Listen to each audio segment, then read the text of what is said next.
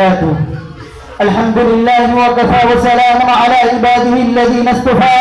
أما بعد فأعوذ بالله من الشيطان الرجيم. بسم الله الرحمن الرحيم. قل إن كنتم تحبون الله فاتبعوني يحببكم الله ويغفر لكم ذنوبكم والله غفور رحيم. صدق الله العظيم.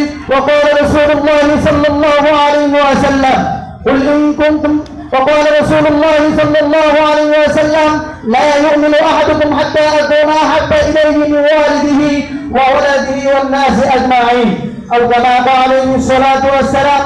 ঐতিহ্যবাহী ফাতিমা ওয়া দারুল উলুম মাদ্রাসা অধীনে আর রহমান ছাত্র কাফেলা আজকের এই সিরাত বিষয়ক বহুমুখী প্রতিযোগিতামূলক সেমিনারের সম্মানিত সভাপতি সাহেব ও নিষ্ঠা পূর্ণ বিচারক মন্ডলী ও সুযোগ্য পরিচালক ও আমার সামনে উপবিষ্ট বাংলার ৫৬,০০০ বর্গ মাইলের ইঞ্চি ইঞ্চি মালিক সোনালী সিপাহী বিপ্লব ছাত্র ভাইয়েরা, সকলকে জানাই আমার আন্তরিক মোবারকবাদ। আজকে আমাকে এই প্রতিযোগিতা থেকে ৪টি বিষয় নির্ধারণ করে দেওয়া হয়েছিল, তার মধ্যে থেকে একটি বিষয় নির্ধারণ করে নিয়েছি, তা হলো নবী করিম সাল্লাল্লাহু আলাইহি ওয়াসাল্লামের প্রতি ভালোবাসা ঈমানের অপরিহার্য দাবি। সবাই সংক্ষিপ্ত থাকার কারণে আল্লাহ চাইলে উক্ত বিষয়ের প্রতি কিঞ্চিৎ পরিমাণ আলোকপাত চালাবো ইনশাআল্লাহ। সম্মানিত উপস্থিতি, রাসূল আকরাম সাল্লাল্লাহু আলাইহি ওয়াসাল্লামের প্রতি নিখুঁত ভালোবাসা ও শ্রদ্ধা ভক্তি অন্তরে পোষণ করা ঈমানের পূর্ব শর্ত।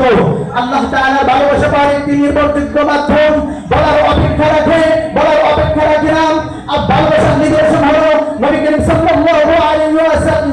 ভালোবাসার নিদর্শন হলো প্রেরস্পদের অনুসরণ হওয়া, অনুকরণ করা।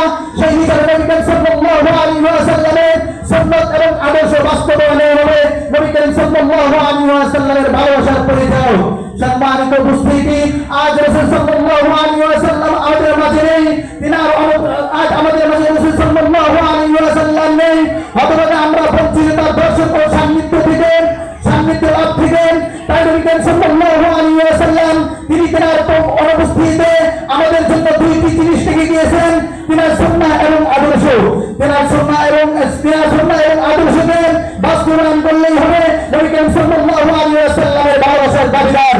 তাই তো আল্লাহ রাব্বুল আলামিন সূরা আল ইমরানের ৩৫ নম্বর আয়াতের মধ্যে ইরশাদ করেন, কুল ইন কুনতুম তুহিব্বুনাল্লাহ ফাত্তাবিউনি ইউহিব্বুকুমুল্লাহ ওয়া ইয়াগফির লাকুম যুনুবাকুম ওয়াল্লাহু গফুরুর রহিম।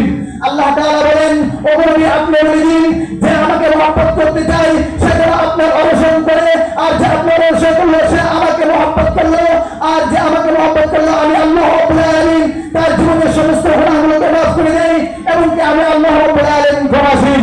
শুধু তাই নয়,